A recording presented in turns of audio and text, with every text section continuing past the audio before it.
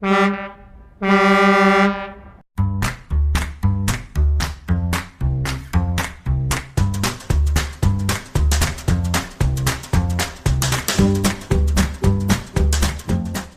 how you doing this morning, Scott? Good. How are you? Oh, pretty good, pretty good. First off, man, thanks for sitting down and doing this. I know you've only got a certain amount of time during the day to get stuff done, and uh, chose this morning to sit down and do this. So thank you. Yeah, that's no problem. A lot of it is just the wife being the way she is being. She's actually bedridden, can't do anything by herself. Right. Outside of vaping, what do you like to do? I actually have a couple other hobbies. I like to hunt, I like to fish, and another thing I do besides the vaping in the building is I homebrew beer. So that's another thing that I do. And Uh, another hobby too now is taking care of the wife. right, right, absolutely. That's the way I see it, as a hobby, not a chore. Right, right. How long did you smoke? Well, I actually started smoking when I was 9 because I lived around farms. So you got the farm guys that were there, and they get you smoking cigarettes, drinking ice cold beer that they keep in the creek. So I started smoking when I was 9. Then back in 2015, when my wife got hospitalized, I couldn't be in the room with her because she couldn't stand the smell of the smoke on me. So I actually switched to vaping then. And the first thing I got was one of the Ganger tanks.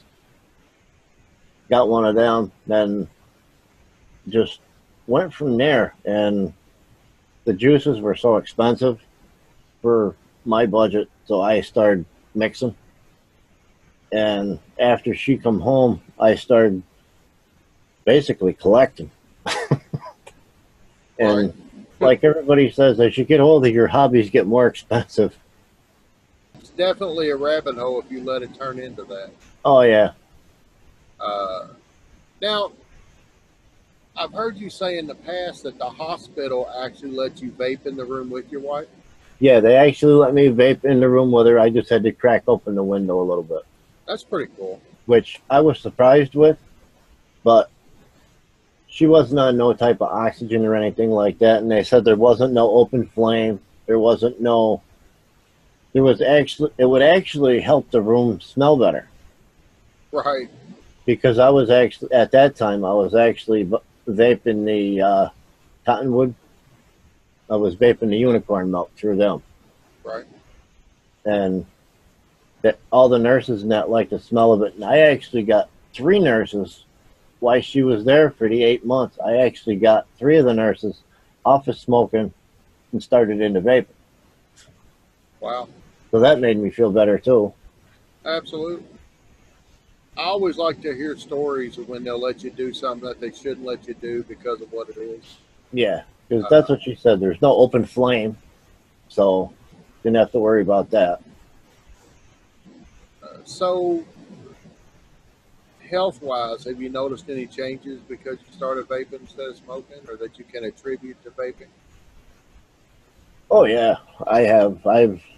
I've noticed within the first week my taste started coming back, and since I've been vaping now, my to me my palate is oversensitive now. So there's stuff that I gotta watch even when I eat regular foods because it's so in your face now. So Right. there's different liquids that I've purchased or I've had given to me from friends. There's different notes in there that I can pick out that they can't. And but my breathing wise, my breathing is a lot better. My Because I used to, when I'd hunter that, you'd be walking through the woods, you're smoking a cigarette at the same time, you're walking up a mountain, you got to stop every 5 minutes to catch your breath. And most people that are smoking, they don't stop and think. You can't catch your breath, so what do you do while you're standing there waiting? You light up a freaking cigarette. Right. Right. Right. I used to make jokes about my doctor tell me that I need to exercise more. So I'd get done at night at these truck stops, and me and my other half would get out here and walk around the truck stop, just do laps like you see guys do. But Oh yeah. we'd both be smoking while we were doing it, and I'd always comment, I'm not quite sure that this is what he had in mind. Yeah. Because I used to do that too, because I used to drive before I got hurt. Now, my doctor, he's noticed a difference in my lungs in that too. Because every time I go to him now, he's checking my lungs like they normally do. And he says, how long have you been vaping now? I says, well, I started December of 2015. And he's actually sent me for a chest x-ray. And he said, my x-ray is like somebody that was 25 that never smoked. So being he done that, he's actually been talking to different patients he has that smokes to get them into vaping because of me and a couple other people he has, but the other people wouldn't really say too much about it. Right. Where I did. And I was explaining about the different channels and that I watch and everything else. And every month when I go and see him, he tells me he's been watching these different people that are on the channels. Like, I've told him about you. I've told him about Tommy Vapors, Fresh 03, and different ones. And now he's trying to get the people that smoke onto vaping that need it. And he tells them if they can't afford it, he'll actually buy them their first system. Wow.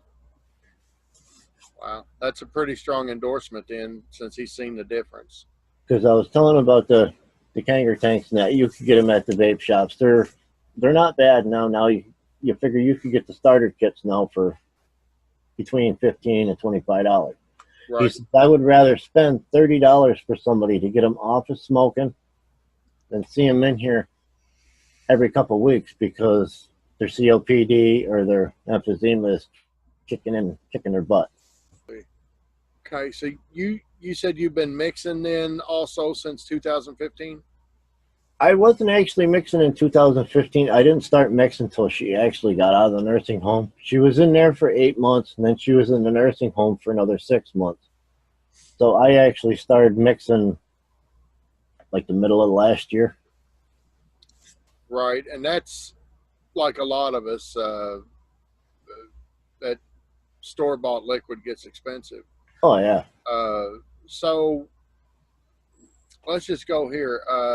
How many concentrates you got, do you think? I got 397 myself. 397. Yeah. And do you still do single flavor testing? Oh, yeah. You have to.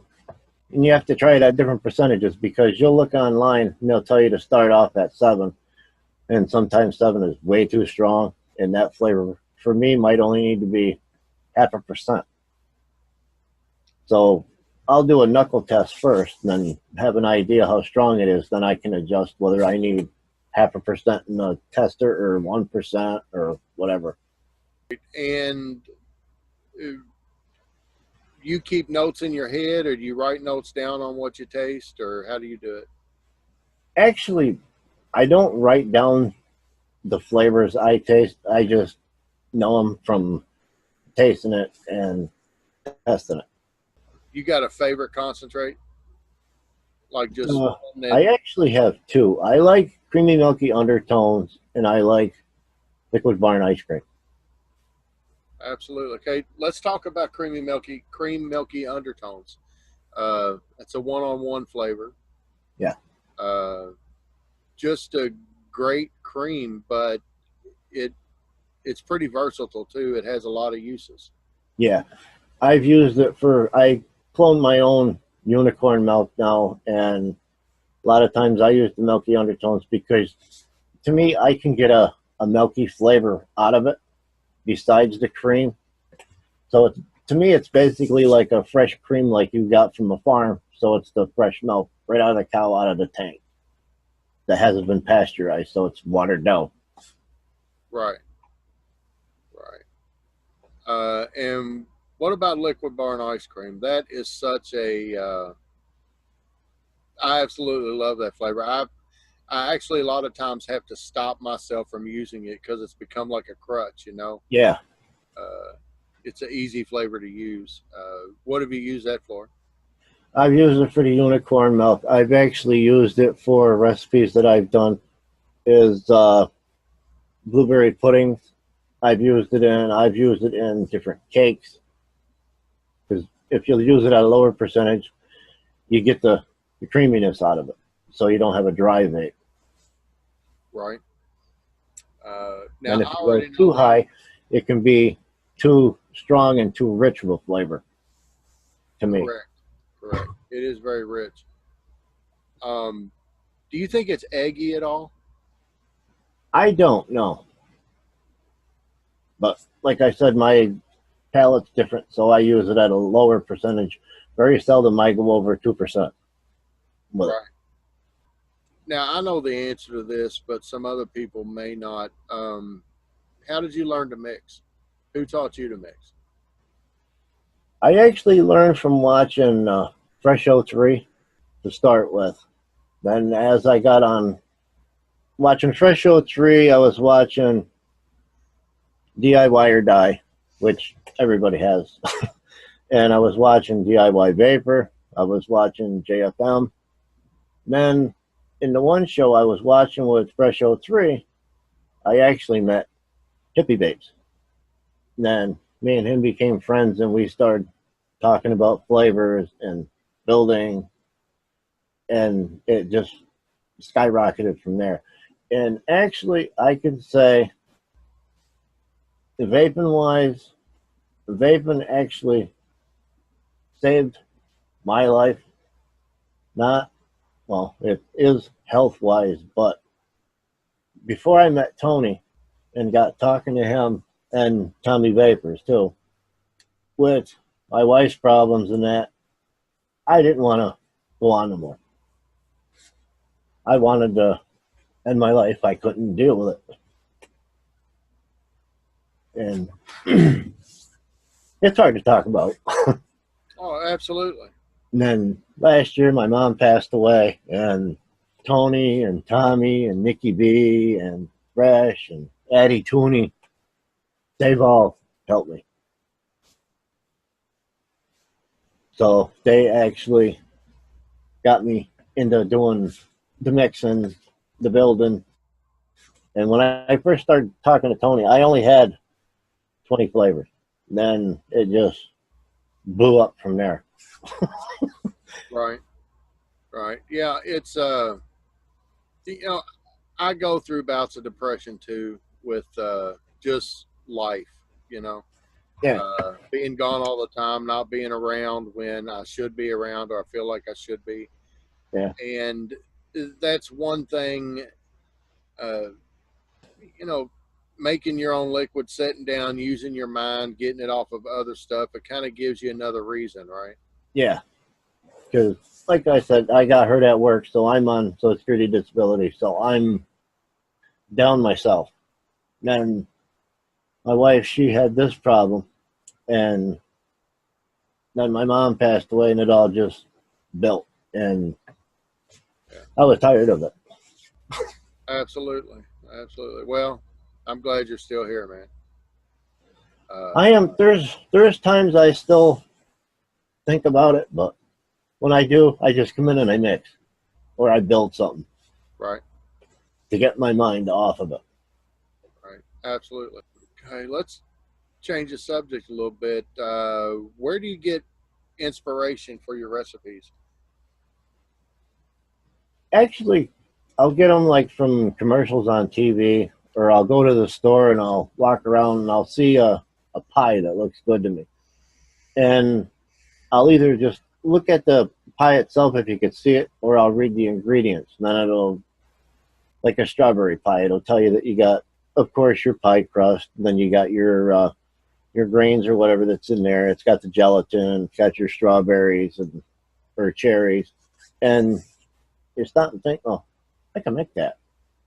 So it gets your mind off of stuff, so you're thinking about making that pie or a Twinkie or a Star Crunch bar, or it you're it's limitless on what you can make. Absolutely.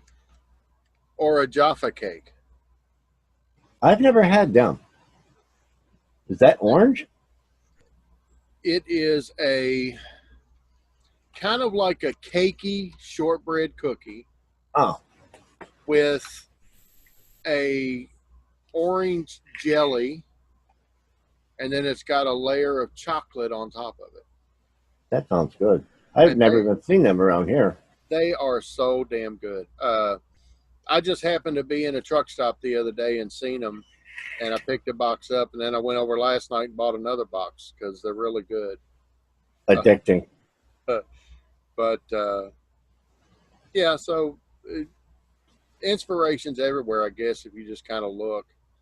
I know I get in slumps where I just can't figure out anything that even sounds good. Yeah, mixer block. Yeah. I've been there.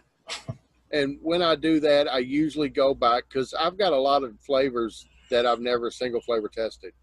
Yeah. So I go back and I start testing stuff, and then usually I'll find a couple flavors that I think might go together, and then that'll lead to something, and then I'm off and running again. So do you mix other people's recipes?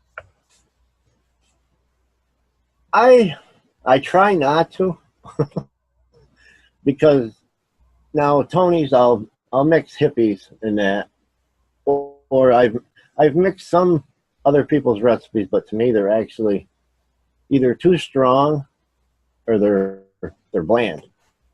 Right. They're just plain not in my wheelhouse. It ain't something I'll look at the recipe and then decide whether I would want to try it or I'll pass on that one. So is there a recipe of yours that you just keep going back to, like that you want to keep it all the time? I actually have two that I keep all the time. One is my version of the unicorn milk that I make. Then a second one is it's a banana pudding that I made in memory of my mom.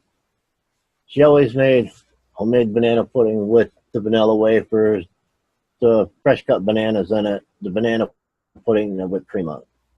So that's what I made, and it took me 8 months to get it to taste like hers. Right. So it's your vanilla wafers by one-on-one flavors. It's got your banana, two different bananas in it. It's got the rich creaminess of a fresh bowl of banana pudding. Then it's got the vanilla whipped cream on it. And I've actually sent a bottle of it to Kim Dixon, or Phoebe64 on Instagram, and she absolutely loves it. And she's the only person that has tasted it besides me, and don't know if you knew the gentleman or not, but it was Bob Buckland that passed away last year Yeah, no, in November. He actually owned Cafe Interbate. And those are the only two people that have actually ever tried that liquid. okay. So that is not public. Is your unicorn milk public? No. There's so many unicorn milks out there, and a lot of them use vanilla custard or a cheesecake. I kind of mix both, so it's half and half, but I also put flavor of pudding in mine. Right. So it's a moister vape, and it's not as harsh. I got different ones that I keep that are mine that I don't give out because, like I said, there's so many out there, and then you got somebody saying, well, you copied my recipe, or you worked off of my recipe, and you're not giving me credit. So I don't even publish them ones. You make coils also. What got you into that? Actually, when I started talking to Tony and that, and then because I was using the sub-ohm tanks, and Tony told me to try get a dripper and just try using 24 gauge Canthal or a stainless steel 26 gauge 7 wraps. Just do a basic bitch build, as they call it, and fell in love with it. It was easy to do, It's a lot cheaper than buying the store-bought coils that you just screw in. So you can then, I just got making different ones, and I enjoy making the colors with the stainless steel.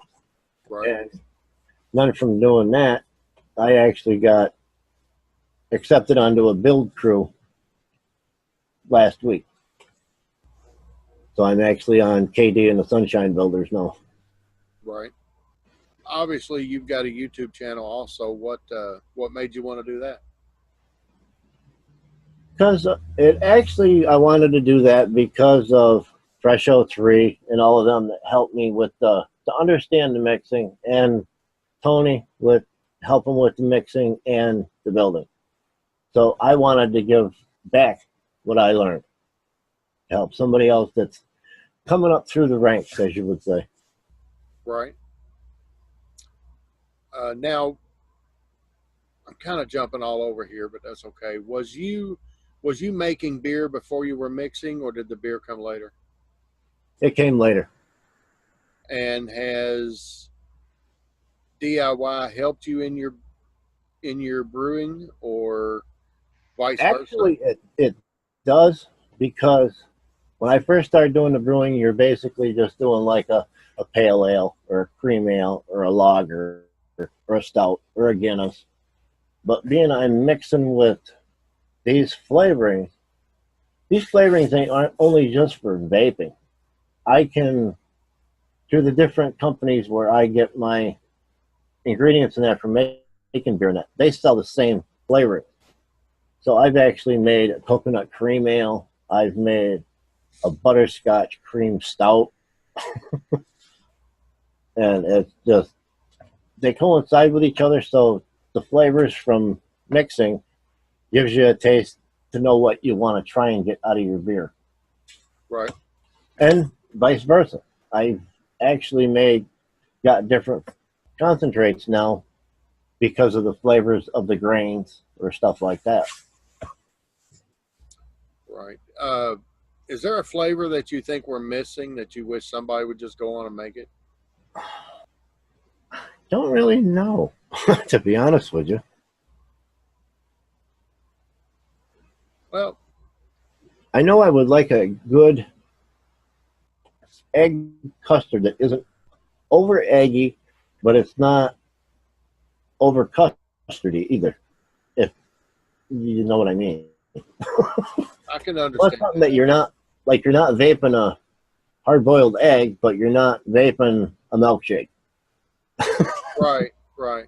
No, That happy medium, and it's hard to get it. I totally get that. And your initial answer doesn't surprise me too much, because I think you're a person that has figured out, because that bottle says Capella vanilla bean ice cream, it doesn't mean that has to be an ice cream. No. I mean, the same thing with cookies and pretzels and whatever else. They're also versatile, that you could use them for anything. Right, right, right. Like you said with the vanilla bean ice cream through Capella, you could use 0.25% of that in with a cheesecake, and it gives you a completely different texture on the cheesecake. Or vice versa, you could be making some type of a custard vape, and you add 0.25% of Yes Sweet cheesecake, and it's a completely different buttery level of the custard. Who's been your biggest influence mixing wise? Actually, my biggest influence after I completely got into mixing myself is actually EP-11. Because he'll talk about different recipes, and then I rack my brain trying to think of something that I can either work around his recipe or make something of my own real close to his recipe. So we compare, and we more or less, a lot of times, me and him each have a little competition between each other. He'll make something, I'll make something, then we'll switch and taste it. Right. Friendly competition's always good too. It makes us makes us grow and makes us think a little different, which ends up making us better. Yeah, because like Hippie, he loves his fruits and some of his floral notes. He likes like the hibiscus or different florals. Where a lot of the florals aren't in my wheelhouse. Where I'm the creams and the cookies and that. Where he likes his fresh, in your face, popping fruit. But he does like creams and that. But it's hard because it's easy to get vape tongue too. If you find a flavor that you like my unicorn milk with the strawberries in it, you constantly vape it, but then you start losing the flavor. So then I switched to my mom's banana pudding just to get a break off of it. Right. And I'm sure you suffered from it. Oh yeah. Yeah. Yeah. Which I've always got 3 or 4 tanks going while I'm driving, and they've all got something different in them. So I do too. Sitting here, I got 6 of them. what's your favorite coil configuration now? The favorite one I like, I actually did a 4 horseman on my channel. I actually like that one a lot. It's 4 strands of 28 gauge. Twist together, then you just beat it flat. So you get the grooves in it. So it's basically on the same idea as a braid, but you don't have to worry about all your finger and hand and finger coordination. Right. But the newest one I did was I did my first 3/4 alien. I like that. I did a staggered staple fused. I like that one. But I still keep going back to my braids and that 4 horseman. And I actually did the one stagger fuse because I see a lot of people, they put the flat ribbon wire in there. So instead of using the flat ribbon wire, I haven't seen it on YouTube or any of the pictures of that, but I took that 4 horseman instead of using the flat ribbon. I put that in there, and that's what I fused inside of it with the stagger. And you get awesome flavor off the thing because of the grooves and the crevices in there that the juice sets into. Right. Where'd you get the name Simple Vapes? Where'd that come from? I was thinking of different names and that, but then I just come out with this: keep it simple. It's easiest way to be. There's no reason to be all rack your brain. Keep it simple. And when making liquid, that's usually the best approach anyway. Yeah. So, what would you tell somebody that just wants to get into mixing? I mean, they've been vaping, they like it, but now they want to make their own juice. How would you tell them to get started? Start small. Don't overwhelm yourself. There's a lot of companies out there that have beginner kits where you can get your VG, your PG, your nicotine, or pre-mixed. Then you can get 10 or 15 bottles of liquid, the concentrate. You can get the pipettes, bottles. You can get everything to start out with, but start small. Don't overwhelm yourself. Start out with 10 mil bottles. Don't go buy a 120 mil bottle because you might not like it. Or certain flavors are so strong, you only need 0.15%. So that bottle, 120 mil bottle, would last you 10 years. And by the time you would use it all, it would go bad. Right. And of course, I tell different people too, if they need any help mixing, to let me know, and I can actually explain if they need help on how to do using a scale or using pipettes or milliliters or grams or however they want to mix it. For your own vaping, do you avoid like DAP or cinnamaldehyde? Is there any of that you avoid for yourself? Not really, because I'm not really vaping a lot of it to where it would affect me. Just like like you said, you got like Capellas or TPA. They all have cetylpyrazine or acetol in them, but you're not vaping enough of it that it's gonna really harm you. It's not good for you, but you're doing such a low dose, and that's what a lot of people are afraid of. Where can people find you then? Well, I'm actually on YouTube, which is like my name says here. It's the only thing with this doesn't have the three lower slashes. It's simple, capital S, small letters, then three lower slashes, capital V, APES. I'm on YouTube and I'm actually on Instagram. Same name on Instagram, so it's easy to find me on both of them.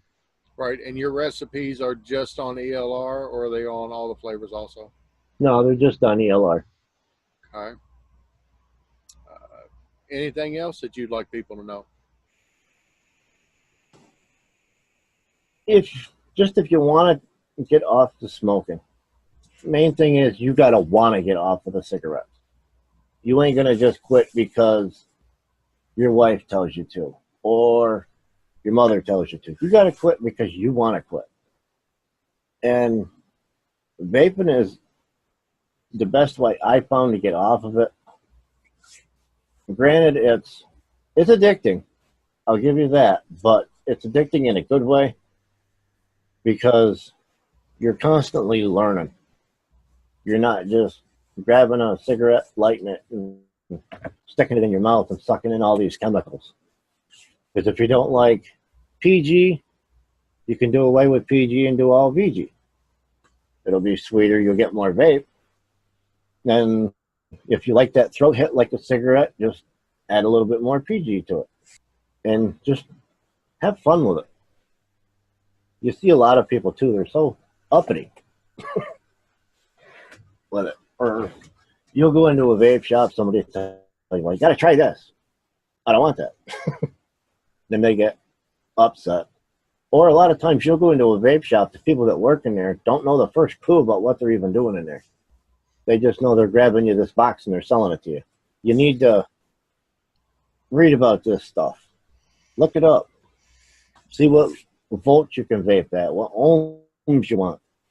Because you can vape at 0.15 or 0.11 is a completely different flavor than a 0.25 or a 0.35.